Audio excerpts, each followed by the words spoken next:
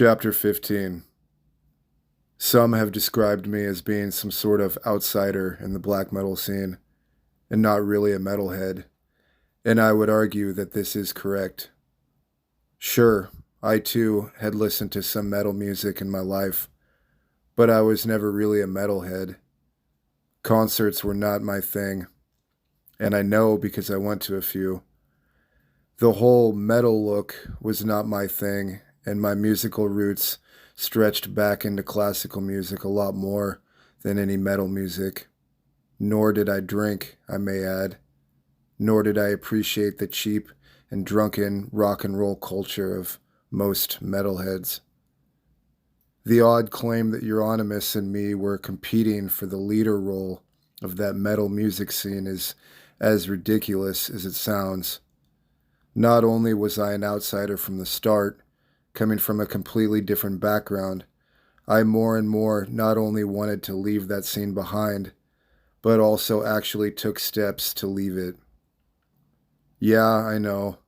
Euronymous saw me as competition and as a challenger to his leading role, but that was a pure projection on his behalf.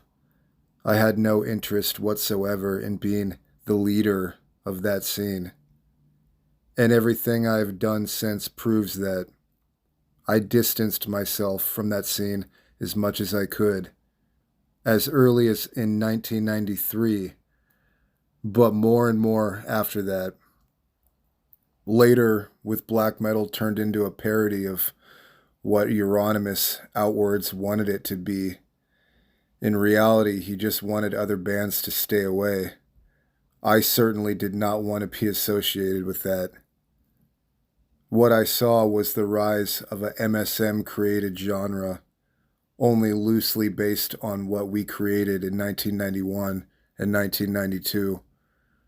I saw what not only I, but even, and I think especially, Euronymous would have utterly disliked.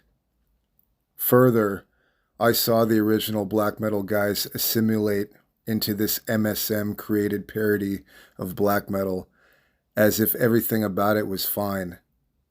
Immortal turning into a mobile circus of clowns, Mayhem turning into classical rock and roll stars, the wannabe hang-around bands like Emperor and Enslaved, and even Satyricon turning into true cult original black metal bands, brah. Even Fenris of Dark Throne cooperated with these guys, although I think we could argue that Dark Throne comprised itself the least of them all.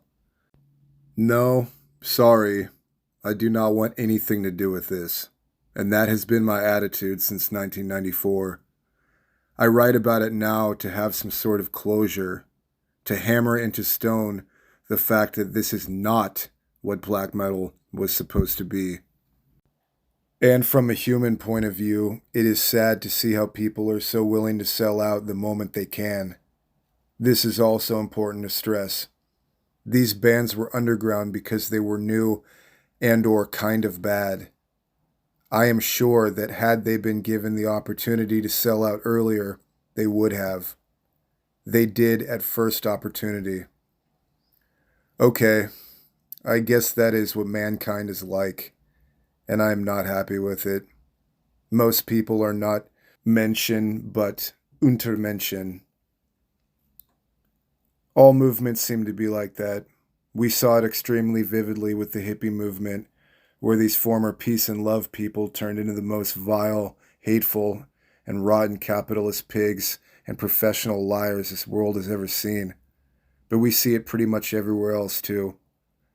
Idealists are almost always only such because they have to be. They have no other options, and once they get more options, they cast aside their ideals like they were wet towels. And no, I am not completely immune to this myself. I'm not saying that. But this is an observation I have made and that I wish to share here. And this is an observation that should make most people see the whole black metal scene and what came after in a different light.